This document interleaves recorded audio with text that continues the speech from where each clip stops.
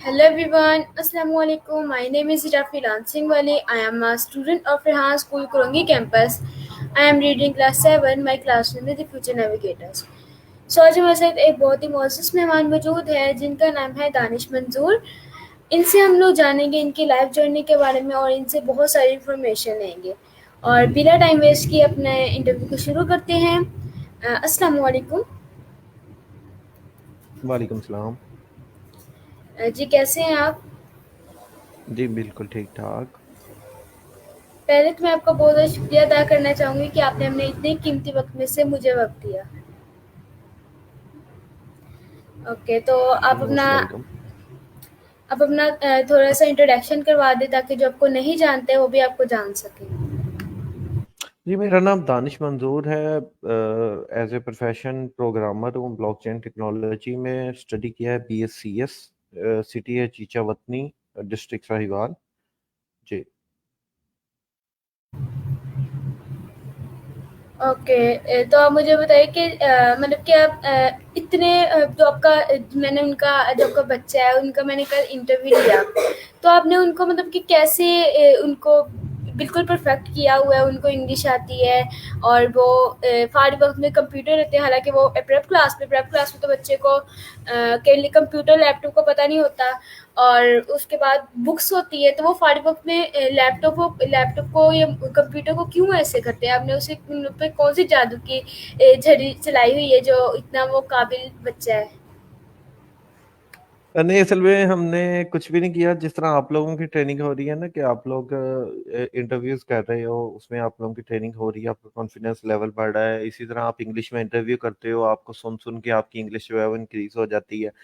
उसकी भी इसी तरह ही कार्टून्स देख-देख के इंग्लिश जो है वो हुई है इम्प्रूव ऑटोमैटिकली। मतलब घर में हम जो है वो इंग्लिश नहीं बोलते, लेकिन जब उसका इंटरेस्ट देखा कि वो काफ़ी बोलने लग पड़ा है, तो फिर साथ हल्का-फुल्का उसका साथ देते रहे हैं। लेकिन ऐसा ये नहीं कि टोटल हम लोग घर में इंग्लिश बोलते हैं। ज़्यादा यही है कि कार्टून से सुन-सुन के उसने जो है वो सारी इंग्लिश सीखी है। जो लैपटॉप का है, लैपटॉप असल में उसको हमने हमारे घर में है। हमारी पूरी फैमिली जो है वो आईटी से ही ताल्लुक है सबका। मतलब 5 बहन-भाई हैं और सारे के सारे जो हैं वो आईटी से ही हैं। तो वो बचपन से देखता आ रहा है, अपने बाबा के हाथ में लैपटॉप और वो कोडिंग कर रहे हैं, अपनी फूफो के हाथ में लैपटॉप कोडिंग कर रहे हैं, चाचू के हाथ में, ताया-अब्बू के हाथ में।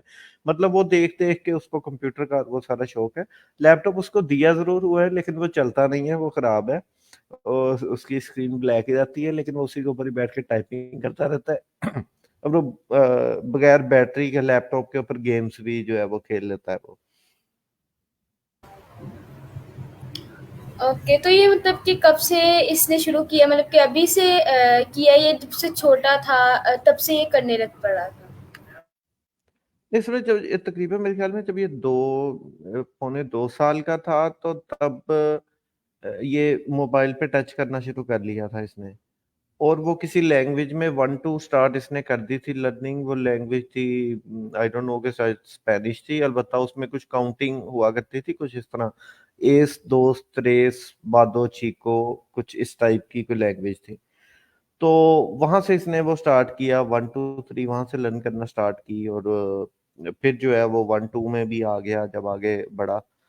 तो जर्नी तो मतलब वो बचपन से आजकल बच्चों के मोबाइल आ जाते हैं हाथ में। लेकिन एक मसला आता है जो मैं अलर्ट करना चाहूँगा कि मोबाइल का एक्सेसिव यूज़ जो है वो इसने भी करना स्टार्ट कर दिया था और आँखों के नीचे बहुत ज़्यादा डार्क सर्कल्स और आँखों के ऊपर सोजिश का मसला जो था वो स्टार्ट हो गया। तो उसके बाद जो था वो हम लोगों ने इसका मोबाइल जो था वो यूज़ करना काफ़ी ज़्यादा कम कर दिया था। इसको सिर्फ़ दिन में अब 2 घंटे के लिए मोबाइल मिलता है। ज़्यादा अगर ज़िद करे तो 3 घंटे के लिए। पहले तो वो होता था कि बस वो मतलब वो भी 1 घंटा दोपहर को और 1 घंटा रात को। अगर ज़्यादा यूज़ करवाएँ बच्चे को तो आँखें खराब होना शुरू हो जाती हैं। ओके। जी।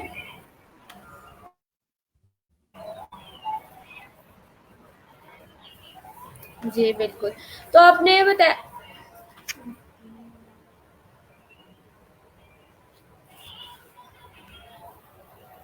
अच्छा, तो आपने बताया कि आपको हमें हमारे बारे में बताया, आपको कैसे पता कि अरे जी, जी। हाँ, हमारे मैं स्कूल कुछ नहीं में बोल रहा, शायद आपके पास जी, सॉरी, मेरे ख्याल में वॉइस थोड़ी लेट आप आ कुछ जा रही है, उसकी कहना वजह से चाहते थोड़ी हैं? प्रॉब्लम हो रही है। आप अपना क्वेश्चन, नहीं, आप अपना क्वेश्चन कीजिए।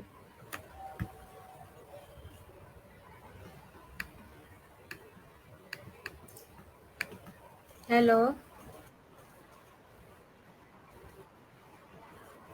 ओके।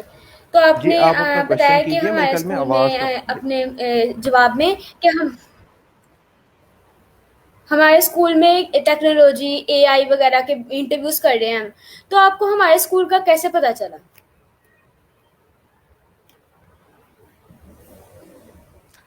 सरहान अल्लाह को, सर को हम फॉलो करते रहते हैं, वहाँ से कुछ वीडियोस वगैरह भी देखते रहे थे। तो उसी से इंटरेक्शन हुआ। जो लाइबा पानी वाली हैं, उन्होंने कांटेक्ट किया था कि मैं आपका इंटरव्यू लेना चाह रही हूँ। तो वहाँ से स्टार्ट हुआ था। लेकिन स्कूल के बारे में और वो जो सारी इंफॉर्मेशन है वो मुझे कंप्लीट तो नहीं थी, लेकिन ये पता था कि स्कूल में कुछ हो रहा है। लेकिन मुझे कंप्लीट नहीं पता था वो, तो मुझे आप सब बच्चों से बात करके पता चला है कि माशाल्लाह आपकी ट्रेनिंग तो माशाल्लाह बहुत अच्छी अच्छी चल रही है। और लेटेस्ट इंफॉर्मेशन, सारी लेटेस्ट टेक्नोलॉजीज पे आप लोगों को लोग जो बाकी टेक्नोलॉजीज हैं लेटेस्ट वाली, उनको भी लर्न करेंगे आहिस्ता आहिस्ता।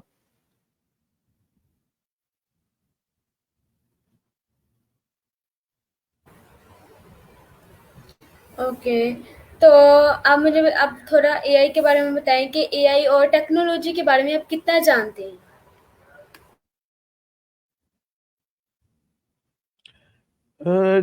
इंफॉर्मेशन तो देखिए, दुनिया में रोज बरोज नित नई चीजें आती हैं, तो मैं ये तो नहीं कहूंगा कि मुझे जो है वो सारा कुछ है, लेकिन इंफॉर्मेशन रखते हैं। न्यूज़ जो नजर के सामने से गुजर जाती है टेक्नोलॉजी वाइज, उसको देख लेते हैं।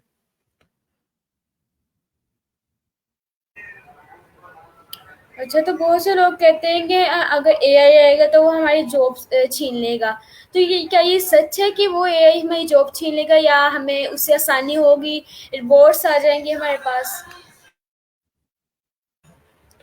ए, ये तो अगर हम कहें ना कि जॉब्स नहीं छीनेगा, तो ये बात गलत है। जॉब्स वो छीनेगा और बहुत बड़ी तादाद में छीन लेगा। अभी 1000 जो बिग कंपनीज के हेड्स हैं ना, उन्होंने एक लेटर भी लिखे हैं कि एआई पे जो है वो रिसर्च रोकी जाए, वरना ये ह्यूमैनिटी के लिए बहुत खतरा है। क्योंकि जिस लेवल पे अभी ये पहुंच चुकी है ना, इसकी आगे जो डेवलपमेंट होनी है वो बहुत ज़्यादा तेज़ है। और ये वाकई इंसानों की जो जॉब्स हैं बहुत बड़ी तादाद में उसको ले जाएगा। देखें, होटल्स में कॉफ़ीज बननी स्टार्ट हो गई। रोबोट्स कॉफ़ी बना के आपको जो है वो दे देते हैं। वेटर्स आ गए हैं। आपने एंकर्स जो थे न्यूज़ चैनल्स पे, वो आ गए। फिर आप चले जाएं इसमें कॉल सेंटर्स में अगर ये एआई रोबोट्स बड़े परफेक्टली काम कर सकते हैं, इसमें कोई इशू नहीं है। एज ए टेक्नोलॉजी का है, मैं इस बात को समझ रहा हूँ कि उसमें कोई इशू नहीं है, भी इम्प्लीमेंट हो सकते हैं उसको, मतलब चैट जीपीटी की वो यूज़ करके आप कर सकते हैं, उसमें कोई इशू नहीं है। उसके अलावा जो है देखें, ग्राफिक डिज़ाइनिंग के अब वो डिज़ाइन जो जिनको 4-4 दिन लगते थे बनने में, फॉर एग्जांपल जो स्पेसिफिकली जो आर्ट्स थी, वो अब आप सिर्फ टाइप करते हैं और वो चीज़ बन जाती है। वीडियो एडिटिंग तो अभी भी शायद ह्यूमंस ही करेंगे, क्योंकि वो ह्यूमन ओके, एस्पेक्ट तो से। आप मुझे बताएँ कि ग्राफ़िक जी डिज़ाइन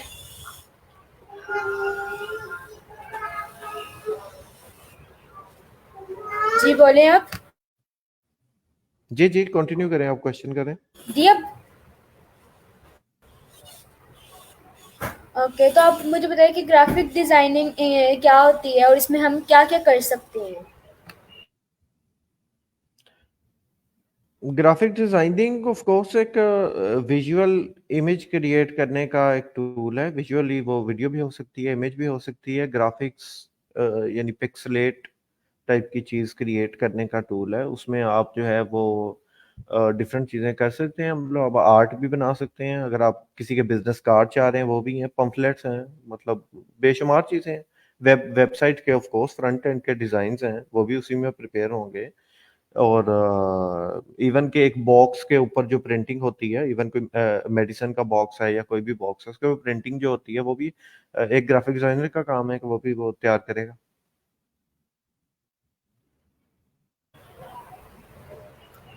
ओके, तो आप मुझे बताएं कि आप अब क्या करते हैं? मेरे को कोई बिजनेस करते हैं, किस चीज़ का काम करते हैं? बेसिकली मैं फ्रीलांसर फाइवर पे काम करते हैं, लेकिन मेरा काम करने का कुछ तरीका यूं है कि मैं 1 डेढ़ 2 साल काम करके जो है वो ऑफ ले लेता हूँ। तो अभी तकरीबन 4 माह ऑफ के बाद अब मैं दोबारा स्टार्ट करने के लिए आया हूँ अपना दोबारा से जर्नी।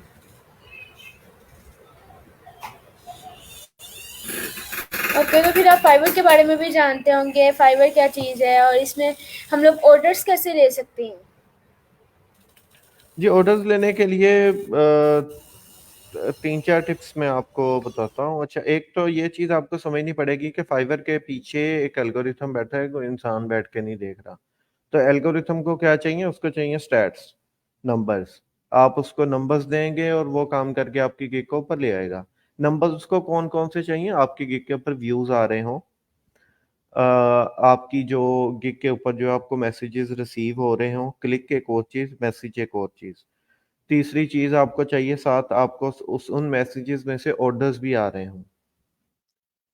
तो ये 3 चीज़ें हो रही हों तो आपकी जो प्रोफ़ाइल है वो ऊपर आ जाती है। अब देखें, डेली के तकरीबन 1000 गिग्स अगर एक की ही निश में बन रही हैं, उसमें से फाइवर आपको क्यों उठाए, इस बात की वजह आपको खुद फाइवर को देनी पड़ेगी।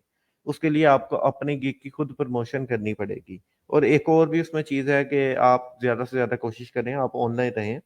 क्रोम एक्सटेंशन के ऊपर बल्कि वो भी आ जाती हैं, एक्सटेंशंस होती हैं जो कि हर 5 मिनट के बाद पेज को रिफ्रेश कर देती हैं, तो वो फाइवर के ऊपर लगा के बेशक आप सो जाएं।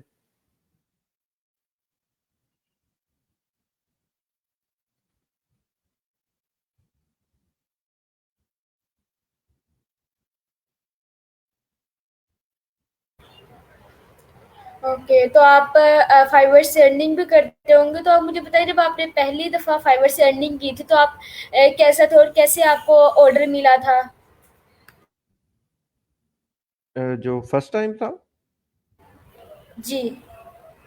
मैंने असल में अपनी मेरी फ्रीलांसिंग की जो जर्नी स्टार्ट हुई थी वो स्टार्ट हुई थी freelancer.com से। मैंने पहले 3 इयर्स अबाउट वहाँ पे ट्राई किया था, लेकिन वो जो था मुझे बिल्कुल भी वहाँ से कोई ऑर्डर नहीं आया। तो 3 साल के बाद मेरे एक दोस्त आए थे यूके से, हसन उनका नाम है, मेरे बड़े अच्छे दोस्त हैं। और उन्होंने मुझसे एक क्वेश्चन किया कि मैंने जब उनको ये डिस्कस किया कि यार मेरे पास ऑर्डर नहीं आ रहे, मैं 3 साल से ट्राई कर रहा हूँ, मैं बिड्स भी कर रहा हूँ जाके, लेकिन नहीं कोई भी मुझे ऑर्डर दे रहा। उन्होंने मेरे से ये क्वेश्चन किया कि आप ये बताएं कि आप क्यों, वो क्लाइंट जो है वो क्यों आपको प्रेफर करे। वो कोई कंप्यूटर नहीं है वहाँ पे बैठा हुआ, वो एक वहाँ पे इंसान है। तो आपने उनसे ऐसी कौन-सी बात की है कि वो बाकी सबको जिनके पास रिव्यूज़ हैं, उनको भी छोड़ के आपको ऑर्डर दे दे? तो यही पॉइंट एक मिसिंग था, तो मैंने जो थी अपनी स्ट्रैटेजी थोड़ी-सी चेंज की और जो था मैंने उनको ये कहना शुरू कर दिया कि आपका मतलब मैंने काम उनकी डिस्क्रिप्शन पढ़ता था, काम कंप्लीट कर लेता था, काम कंप्लीट करने के बाद उनको मैसेज करता था, वहाँ पे बिड करता था कि आपका काम जो है कंप्लीट हो गया है, आप सिर्फ चेक करें, अगर आपको वो ठीक लगता है तो आप उसका असाइन कर दें और आप ऑटो कंप्लीट कर दें। ये टेक्नीक थी जो स्टार्ट में मेरे लिए जो थी वो काम कर गई थी। और कॉन्टेस्ट भी होते हैं, बल्कि ग्राफिक डिजाइनिंग के बहुत ज़्यादा कॉन्टेस्ट होते हैं वहाँ पे freelancer.com पे। उसमें आप लोग लाज़मी जाइए और हिस्सा लीजिए। इंशाल्लाह वहाँ से कामयाबी आप लोगों की जो है वो स्टार्ट होगी। और जो फाइवर पे फर्स्ट प्रोजेक्ट की बात है, वो इसी तरह ही है कि जब हम किसी फील्ड में जाते हैं, जो निश हम सेलेक्ट करते हैं, कोशिश करते हैं कि वो सेलेक्ट करें जिसमें बहुत ज़्यादा सर्विसेज नहीं है। उसी सेम कीवर्ड्स और सेम फील्ड के अंदर बहुत ज़्यादा सर्विसेज ना हो, हम उसके अंदर एंटर करते हैं। बेशक उसके लिए हमें न्यू लर्निंग करनी पड़े, लेकिन हम उसी के अंदर ही एंटर होते हैं। और सेकंड थिंग वही है कि आप ये उसके एल्गोरिथम को फीड कर रहे हो वो 3 4 चीज़ें, और वो आपको आहिस्ता-आहिस्ता ऊपर ले आता है। और खुद अगर आपके पास किसी और प्लेटफ़ॉर्म पे कोई क्लाइंट्स हैं, यानी फ़ेसबुक से आपके पास क्लाइंट्स आ रहे हैं, उनको आप शिफ्ट करवा दें फाइवर के ऊपर कि आप प्लीज़ वहाँ पे ऑर्डर दे दें। वहाँ पे 3 4 ऑर्डर आपको आएँगे, आपकी प्रोफ़ाइल खुद ब खुद रैंक हो जाएगी। अच्छा, तो मैं आपसे ये पूछना चाहूँगी कि आप हमारे जो स्टूडेंट हैं स्कूल के, तो उनको आप बहुत ज़्यादा इंटरव्यूज़ दे रहे हैं। तो आप जब उनको इंटरव्यूज़ दे रहे हैं, तो आपको कैसा लगता है? क्या-क्या आपको उनको सीखने को आप क्या-क्या उनको बताते हैं? कोई अच्छी चीज़ बताते हैं जिससे उनको फ़ायदा होता है? और आपको कैसा लगता है कि आपसे कोई एक बच्चा इंटरव्यू ले रहा है? नहीं, मैं असल में पहले तो मुझे थोड़ा अजीब लग रहा था, लेकिन जब मैंने लेना शुरू किया और बच्चों का कॉन्फिडेंस देखा तो देखें, मैंने भी अपना भी काम करना होता है, तो मेरे पास भी मतलब टाइम तो नहीं होता, लेकिन सिर्फ आप लोगों का जज्बा और वो कॉन्फिडेंस देख के मेरे से इनकार ही नहीं कर होता आप लोगों का ना। मतलब वो मुझे वो फ्यूचर किड्स नज़र आ रहे होते हैं कि जिनकी जो जो हमें वो चीज़ें नहीं थी उस एज में, या वो हमें जो जाके यूनिवर्सिटी में या उसके बाद भी जाके हम लोग सीखते रहे हैं, वो आप लोग माशाल्लाह आप सीख रहे हो। तो बातें जो जो हम लोगों ने सीखी हुई हैं ज़िंदगी की, जिस तरह आपको ये अभी फाइवर की चीज़ें बता दी, आपको फ्रीलांसर का कॉन्टेस्ट के बारे में बता दिया, जो हम लोग करते रहे हैं वो हम आगे बता देते हैं, और ताकि उनकी हेल्प हो सके, क्योंकि मैंने अक्सर स्टूडेंट से सुना है कि फाइवर पे अभी आप लोगों को ऑर्डर नहीं आ रहे। तो मैं ये सजेस्ट करूंगा, फाइवर पे अगर ऑर्डर नहीं आ रहे, अच्छा एक एक और मैं चीज़ ऐड करता चलो फाइवर के अंदर। मेरे ख्याल में आप सभी लोग चैट जीपीटी से कीवर्ड्स निकाल के यूज़ कर रहे हैं।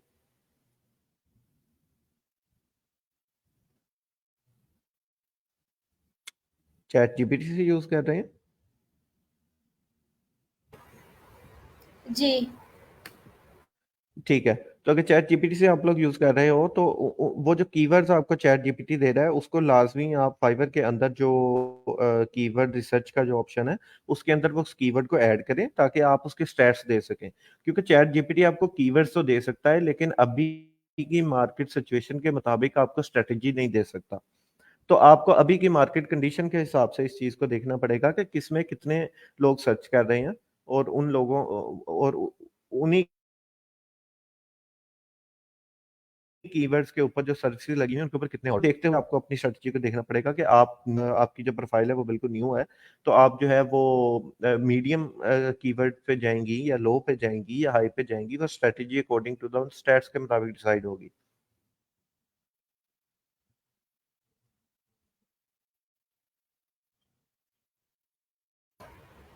ओके, तो आप मुझे बताएँ कि रिमोट जॉब क्या होती है? रिमोट जॉब से हम लोग क्या फ़ायदा उससे ले सकते हैं?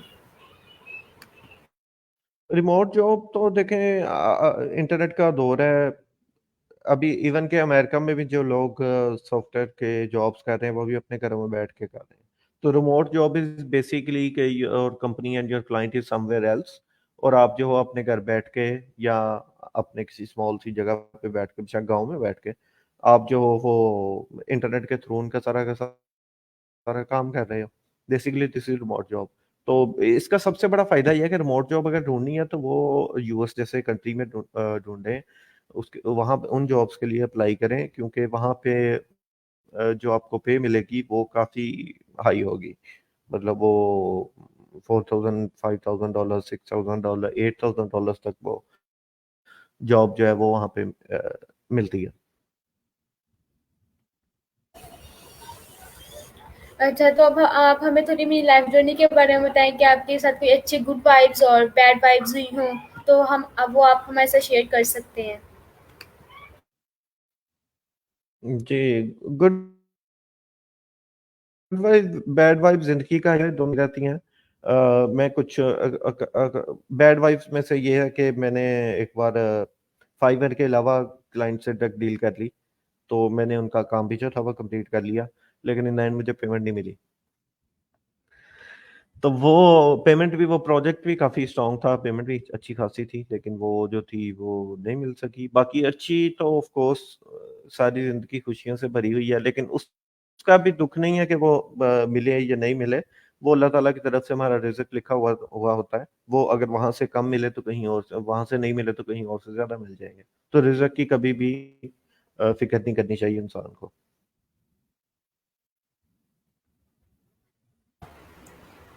अच्छा, तो आपने शुरू से लेकर अब तक अपनी लाइफ़ से क्या सीखा?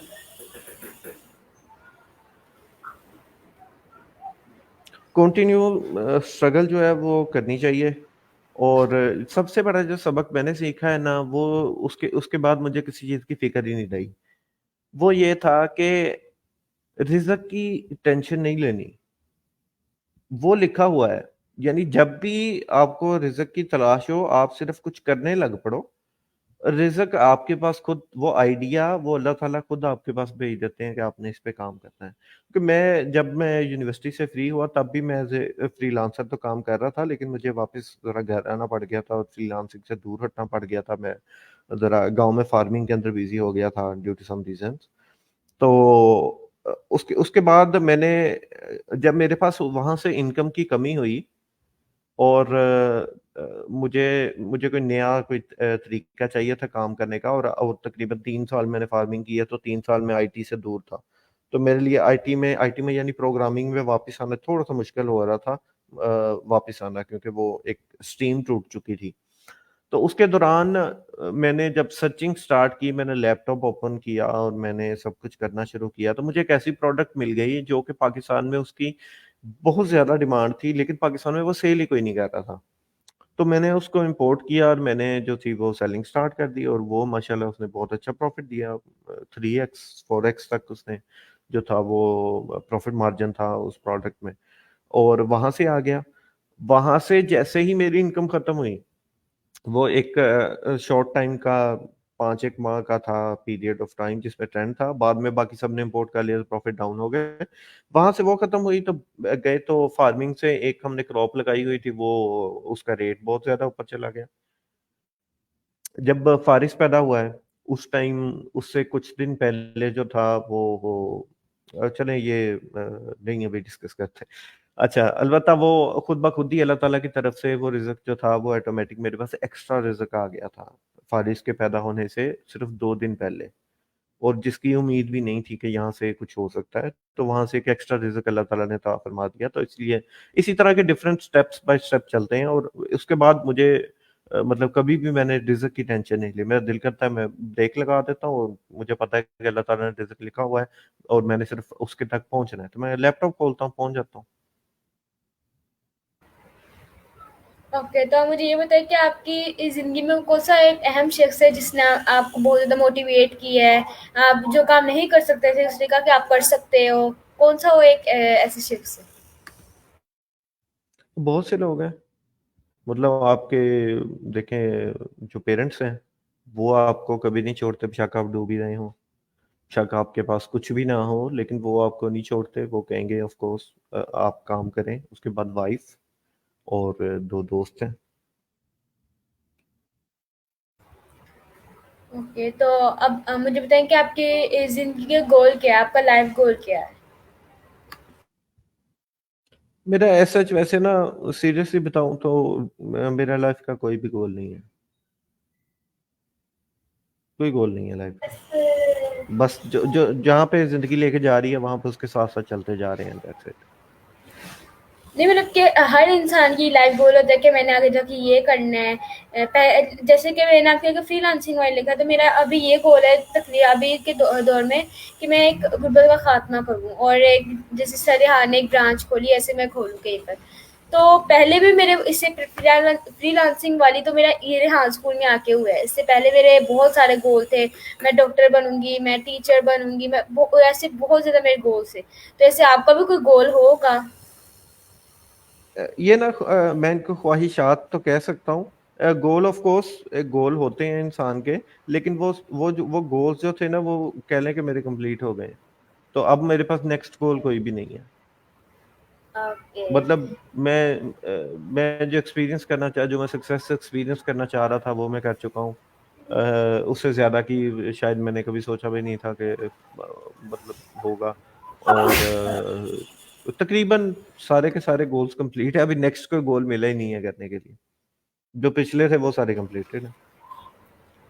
ओके, तो आप अब जाते-जाते आप हमारे व्यूअर्स को कोई आप एडवाइस देना चाहें? जी, बस मेहनत करते रहें, काम करते रहें, और रिज़्क की बिल्कुल भी टेंशन नहीं लेनी है। अगर आज नहीं मिल रहा, आप कोशिश कर रहे हैं, तो वो असल में कलेक्ट हो रहा है अल्लाह ताला के पास, और जब वो आपका वक़्त वक़्त आएगा उस रिज़्क को लेने का, तो वो जो अभी का कलेक्ट हुआ हुआ है, वो सारा का सारा आपको एक साथ मिल जाएगा। ओके, तो आपका बहुत ज़्यादा शुक्रिया कि आपने हमें इतने कीमती वक़्त में से हमें वक़्त दिया और हमें बहुत सारी बातें बताई। मतलब कि रिमोट जॉब के बारे में मुझे कुछ नहीं पता था, तो मैंने आपसे वो भी पूछ ली और मुझे उसके बारे में पता चल गया। तो आपका बहुत ज़्यादा शुक्रिया। जी, आपका भी बहुत-बहुत शुक्रिया, आपने हमें इनवाइट किया और बहुत खुशी होती है आप सारे बच्चों को माशाल्लाह देख के और इतने कॉन्फिडेंस के साथ आप लोग बात करते हो और अभी जो आपकी ट्रेनिंग हो रही है, इंशाल्लाह आने वाले चंद सालों में आप लोग बहुत अच्छे लेवल पे पहुँच जाएँगे। ओके, बहुत ज़्यादा शुक्रिया। तो ये थे व्यूअर्स हमारे साथ दानिश मंजूर, इन्होंने हमें बहुत सी बातें सिखाई। टेक्नोलॉजी मैंने ज़्यादा टेक्नोलॉजी के बारे में पूछी, तो वो भी हमें बहुत सी सीखने को मिली और इनकी लाइफ जर्नी के बारे में भी जाना थोड़ा बहुत। और अब इनको अलविदा करते हैं और मिलके नारा लगाते हैं, पाकिस्तान ज़िंदाबाद। जिंदाबाद। Thank you so much.